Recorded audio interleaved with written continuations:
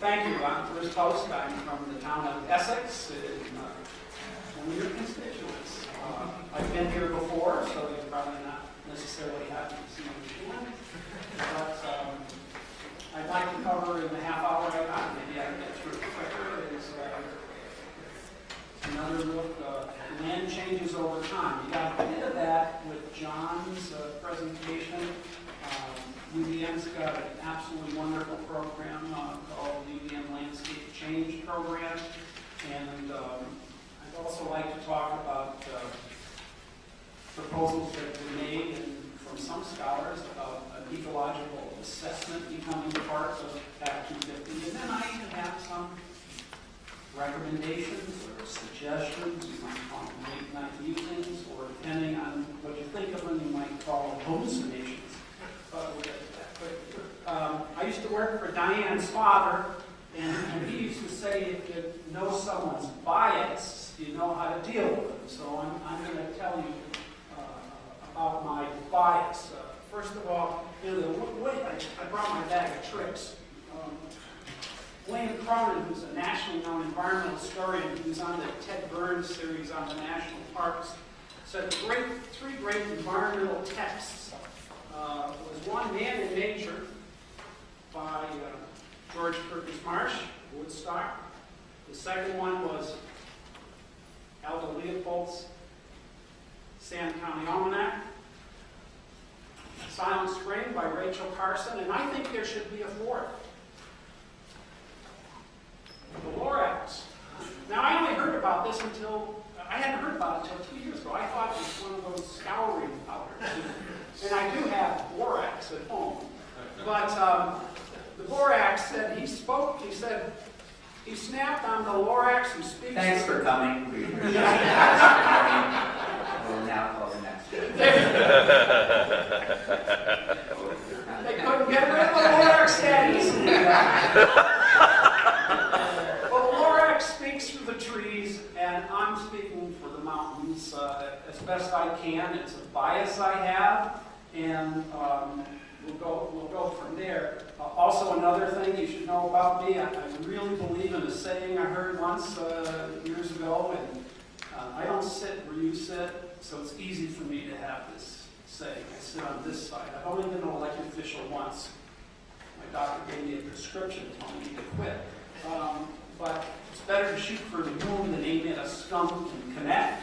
So maybe some of my proposals might be in that moon shot category. And then the last thing, because I know you're going to be talking about climate change. Yet we have more challenges than climate change. The Stockholm Resilience Institute talks about planetary boundaries that we're busting, land use, excessive nitrogen and phosphorus in the environment, aerosols in the atmosphere. Climate change is one. So I think we need to make a real holistic look at things. There's a story about maybe you've heard it, about a turkey who was raised by a farmer who was a little chick, and the farmer took care of the turkey, lavished attention on it, kept it warm, fed it, and the turkey really enjoyed this life. He lived life pretty good until the day before Thanksgiving. The farmer came out and around his neck. The turkey was momentarily surprised, and then that was it. So, as they say in Wall Street, past performance is no predictor of future returns. You're dealing with Act 250 the next 50 years, and in some cases, I don't think you should look outside the box. You may have to create a few new boxes, because I don't know if we can always use what's happened in the past as something to enable us to get to the future. Now, maybe that's my moonshot. So, to give you an idea, this was from Vermont Life. They had a picture book in the late 60s. It expresses the passion and concern about what was going on in Vermont. This was a tabletop book. It was me on our wedding in '81. I didn't look at it until about four years ago, and I saw the last chapter. This was written by the editor of Vermont Life. They were talking about what was happening in Vermont and the threats that were coming to Vermont. So the question he asked was, shall Vermontans die? And every generation not only has to ask the question, it has to answer the question. And in a way, I'm asking that question too today, and maybe you are too, and we all have to answer it. Now, I don't know if you've heard this term, shifting baseline syndrome. It's basically each generation sees the environment as they first learn it, and they may notice changes through time, but the next generation, it's a different environment. And over time, environmental standards slip. It's called shifting baseline syndrome. Generally, when I lecture, people glaze over. So I brought a belt that I had when I first got married. You can see it's scarred on the other side. I used to be a 34-inch waist. With each of my 3 kids, I gained weight, so I went to a 36, I went to a 38, I went to a 40, I'm down below 40 now. But until you put on a belt you haven't used for a while, you don't notice the change. So that's what I want to do today in terms of land use patterns, going over some of the changes. And this comes from the University of Vermont Landscape Use Program. It's Stowe in around 1952. It's pretty, I don't even see the television towers of WCAX on there. Very little development up there. Most of the development's occurring down 108. Fast forward to around 2018. I took this from Google Maps. I couldn't find aerial photography for the present time. But you can see the development of the Spruce Peak Resort across the street. A little bit more there. Spruce Creek in 1990, and that is, it is in 2015. It was developed by AIG, the big insurance company that we bailed out in 2008. I've heard anecdotally from people that AIG promised the folks down 108 it'd be so expensive to get a room up there that they wouldn't lose customers. And then the financial crisis occurred, AIG lowered all the prices. But you have houses up there worth $2.5 million. I heard about half the residents in Stowe are unoccupied. I've seen advertisements in Chinese. So this stuff occurs under our Act 250. Things keep happening, and I believe this is a compromise on mountain environments. The top photo here is Jay Peak in 1934. It was taken by the National Park Service, and Jay Peak this was going to be the terminus of the old Green Mountain Parkway, and it was going to be a national park at Jay Peak of anywhere from 20 to 50,000 acres, and it could have been larger statewide. But you can see the change over time. They blew off the mountaintop in 1966. I'm not sure when this photo of Jay Peak was taken. It could have been 1980 or earlier. It certainly was after 1966 because I could see where the tram house is. And then this is how Jay Peak has grown over time. And I always ask, how in the heck could you get a water park through Act 250, but they did? So, to me, somebody say Act 250 is working. To me, I don't think it is. This is Sugar Bush, back in, when was it, 1964, and you can see that today. Now, Sorry, may I just interrupt? Yeah. So did the water park, just go back, did that go through correct? Did go through I the went process? through the district commission and found the papers for that thing. So, it's beyond belief for me, but again, I speak for the mountains. I like irony, so here's Sugar Bush. It's seen a lot of growth. The president of Sugar Bush has used EB5 funds extensively to build condominiums and things like that. But then at the beginning of the month, there was an article in the Valley Reporter. He was very concerned about a 140-foot tower on top of Lincoln Peak. And he was objecting. Velco wanted to do it. It's National Forest, U.S. Forest Service land, but he's objecting to the tower, to cutting and blasting, sensitive, high elevations, unspoiled. You can see the list there, which are a lot of the objections many people have had to ridgetop wind. I'm an opponent of it, I'll tell you that. But I understand that he must have picked up the phone because a recent issue said that President of Velco came down and walked the property And now they're talking about a 40-foot tower. Well, not everybody in Vermont can pick up the phone and call the president of Velco and get such a response. So, again, you speak for the people, and I hope you'll keep that in mind. Of course, this is Lowell before, and this is Lowell after. And I know this is a third rail in politics to talk about when. I brought another visual aid. I couldn't find a bowling ball, but this is a Japanese hammer. It is great. If you like hammers, this is a fantastic hammer. But I always ask people, if I had a bowling ball, I said, if you were going to get hit by a bowling ball or a hammer, would you rather hit in the head or on your foot?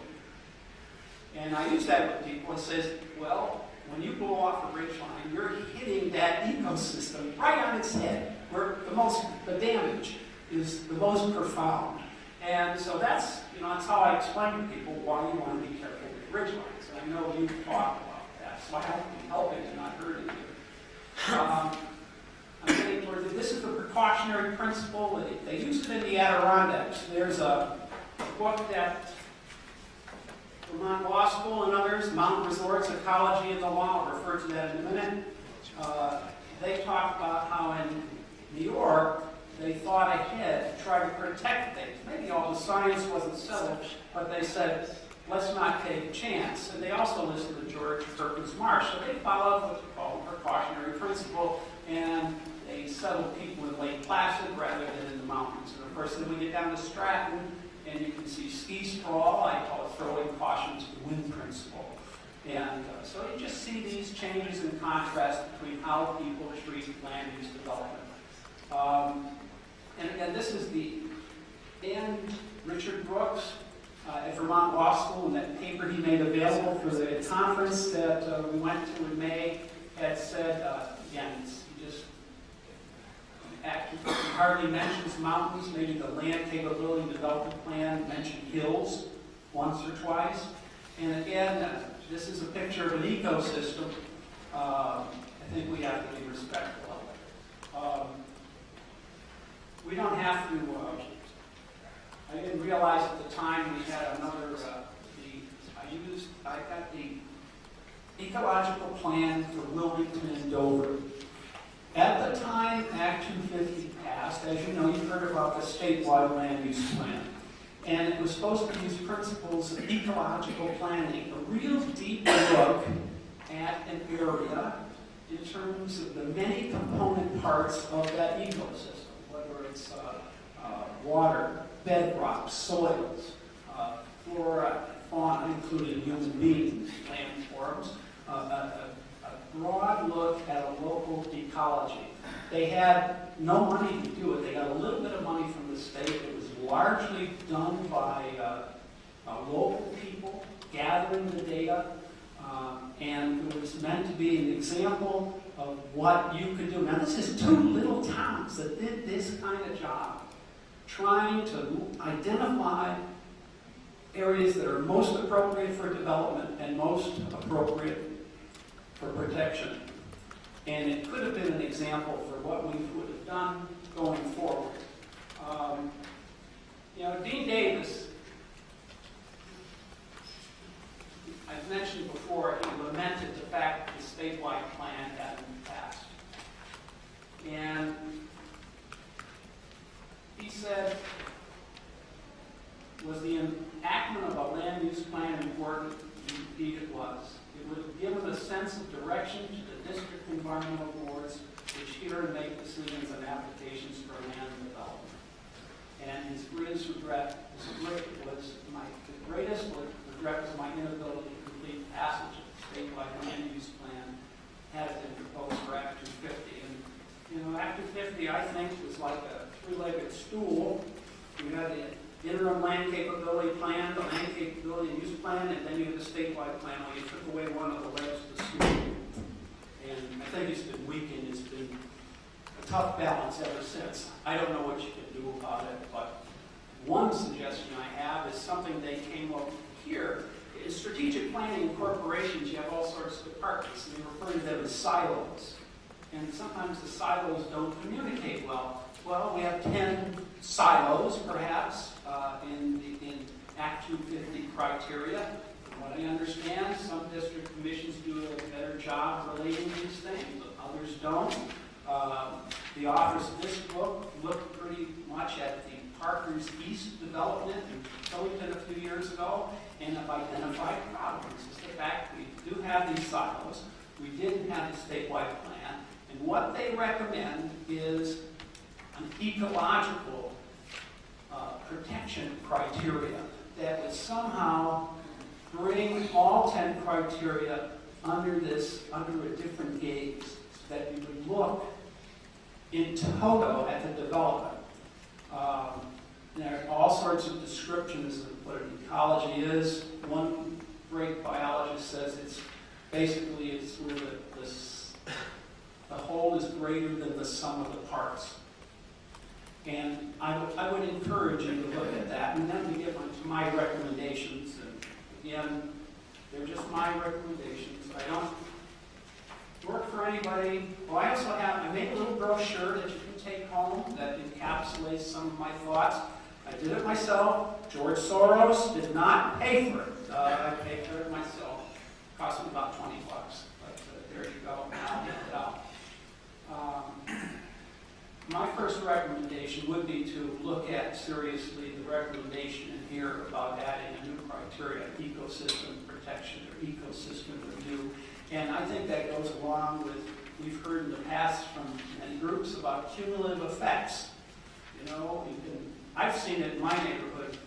The guy builds this much, just below the Act 250 threshold, waits 5 years, builds some more, pretty up. You add, better jerks instead of a million here, a million there, you're talking real money. Well, parcel here, parcel here, we're talking a lot about parcelization. If we were to do that, I would want the state, it could be the Natural Resources Board, it could be the district commissions, it could be them sharing, have trained ecologists, people that are trained in ecology and the different sciences that go into ecology, advising or being part of the process for helping the district commissions to make up their minds. It's another gaze. Years ago, someone made a proposal for a community ecologist. That's in 1957. And they said nothing wrong with planning, but a lot of planners are lawyers, some may be realtors, some may be just citizens, some may be politicians, but they're not trained in the characteristics of what comprise an ecology. And it's a very complicated thing. I was talking to a retired limnologist from UVM yesterday, a lake specialist, and we got into this conversation. Needless to say, I don't have much of a life outside this, but she said at UVM, they have the naturalist program, but her thought was they didn't stress science enough. She told her students to go to graduate school to get some more science because that's what EPA is looking for, in hiring ecologists. Now this is pre-Trump. I don't know what they're looking for EPA today. Beth Humstone talked about the loss of an interagency coordinating body for Act 250. That's what my old office was supposed to do. Winston McLean, who was the governor's chief of staff, tried to do that. And finally, this is really a moonshot. We have the mapping capability today that we did not have in 1970. The guy who helped Wilmington and Dover with that plan is a guy named Ian McCarty. He was a crusty, sometimes profane Scotsman, a landscape architect from the University of Pennsylvania. He spoke to a full house in 1970 up here. Dean Davis brought him in to be a consultant. Okay? And I knew Dean Davis. He was a really great guy. He had almost a patrician quality, and yet he hired Ian McCarty, who once made a speech where he accused corporations of not being potty trained and voting their excrement all over the land. So how did those two guys hook up together? Yeah, I don't know, but he made an impact in Vermont. And so I think we have the capability to look what's happening to Vermont on a statewide basis. I call it a statewide ecological inventory, but then you break it down into areas. You know, an ecosystem in the Mad River Valley is different than one up in the Northeast Kingdom. But when it's threatened, that ecosystem becomes important. And so those are my 4 recommendations. Ecosystem protection and cumulative effect being incorporated into Act 250 or whatever you come up with or whatever you recommend. Trained ecologist is part of the process, maybe an interagency coordinating committee. Finally, I would do this ecological inventory of the state of Vermont. It would hopefully inform our decisions. My last bias, too. I think Vermont's environmental spring ended. I call it Vermont's environmental spring. It began in the early 60s when they called to protect Camel's Hump. There were a number of battles fought. Once the statewide land use plan went by the boards, I think we've been retrenching ever since. I don't know about the public's environmental ethic.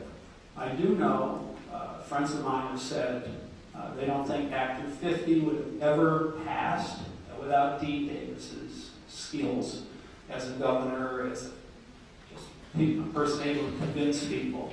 But even he couldn't bring the statewide land use plan into effect. He couldn't get it done before he left office. It fell to Thomas Hammond. So I don't know where that leadership comes from. Obviously, you 6 people, perhaps, are a good hope for moving this forward. And I hope I've been able to help in providing some perspective on land use changes through time. As you can tell, I'm not a bullet point kind of guy. Sometimes we need to see things. I also get out and look. I have been to that Spruce Peak Resort, and I've seen some of those townhouses. I've driven up there a couple times. I never see any cars. You know, I did see 2 Vermont plates once, and I thought, well, maybe they're cleaning people, but you know, what are we building these things for? Somebody else's pocketbook, but we're not doing it for the health of Vermont's environment. So thanks. Thank you. Questions? Yes, Senator. What was the argument against the state land use plan?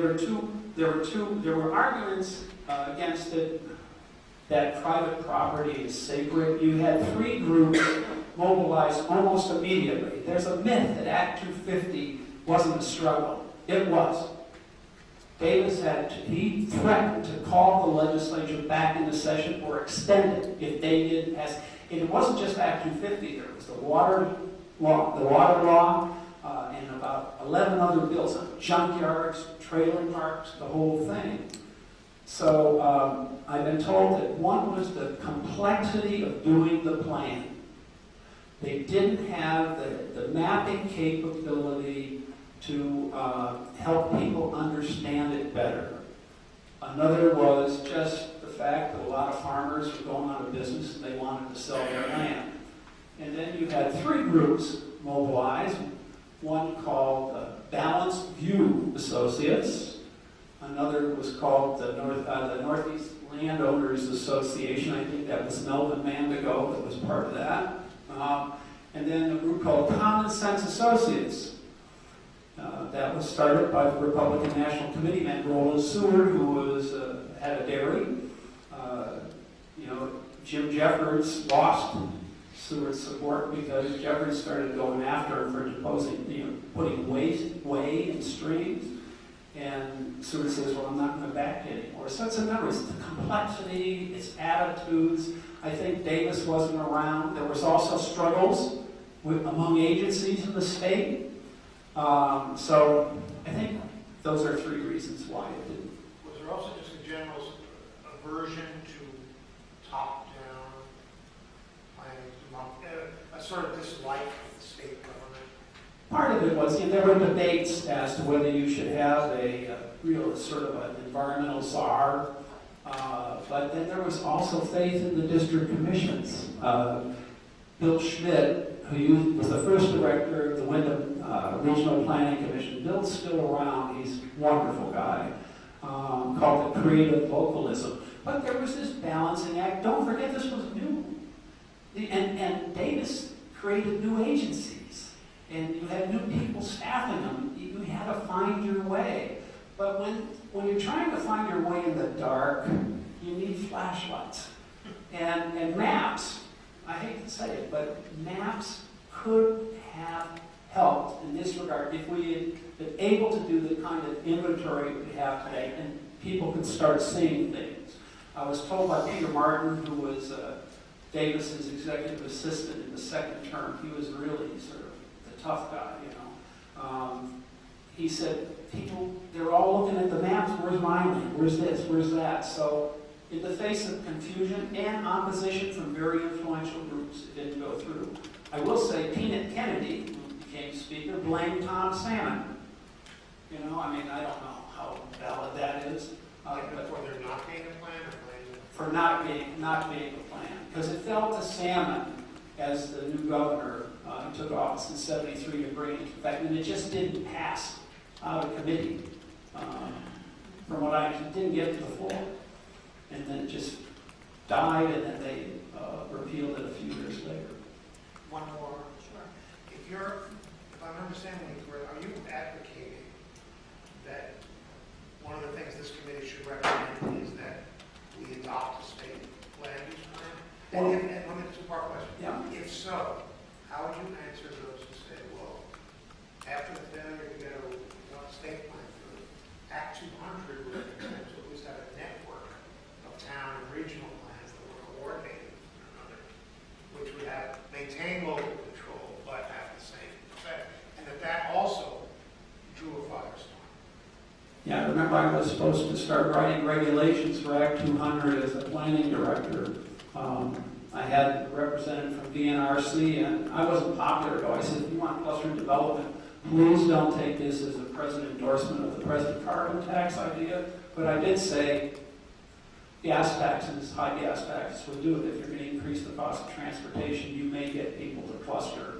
And that wasn't popular within the Snelling administration at the time, so it didn't go very far. But I don't know, did we ever issue regulations on Act 200? Well, you know, this was my point. Do we? I don't think so. I didn't, because the governor died before we got. You mean like state rules? Yeah. I don't recall the statute calling for state rules. There was an executive order directing various state agencies to issue their plans. There was a council of regional commissions. The council doesn't exist. State agencies are not doing their plans. I think the executive order has been repealed and rescinded. State, local, and regional planning is still following. Yeah, I know that. Act 200. We're still under what we call it. But I was asked by the governor to try to do something to advance Act 200 through regulation, and I never got to it. State flags. But you are suggesting that we should Or, try and this is where the folks that who did this book, they're not just lawyers, they're Dartmouth, Vermont Institute of National Sciences, is if you require ecosystem review under Act 250, you may get some of the things that you would like to have seen in a statewide plan in terms of the kind of detail you want to have in looking at an ecosystem in an area where there's a Act 250 application. And that's why I also say, let's call for, if we could have an ecological state inventory, maybe we can make judgments about how to deal things. Is there a problem in Vermont, or is there not? Is there a problem in certain areas? Have we reached areas where we're near the tipping point of destroying an ecosystem? I don't know. You know, I can say, yeah, I think Stowe's done a terrible job up on Mount Mansfield, now owned by Vail. Some of these things are owned by out-of-state corporations. That's the history of Vermont, frankly. Out-of-state landowners own a lot of things. This is just me right now. I haven't had a chance to talk it over with most people. Usually you do to flesh those things out. Somebody can tell you, no, you're crazy, And then if you can prove it, I'll believe you. All right, any other questions? Thank you. You're welcome. You don't have any news clips? What's that? You don't have any more news clips? News clips that I should show you this one? Yes, you did. Oh, but I do have another news clip for you, but it's not a picture. We talked about planning. Here it is. This is 1966. Vermont population to reach 7,000 by the year 2000. It was the Army Corps of Engineers, the New England Consul brought it, and the Army Corps of Engineers did it, and Phil Hawke thought they were wrong. He predicted it would be 800,000. Now, remember, past performance is no... I do think that Brian's not here, is that we, what are we going to do about climate refugees? And that has land use implications. And you can say, well, that's not a problem. Well, it's okay. It may not be a problem, but maybe we should be planning for it. And maybe that should be part of Action 52.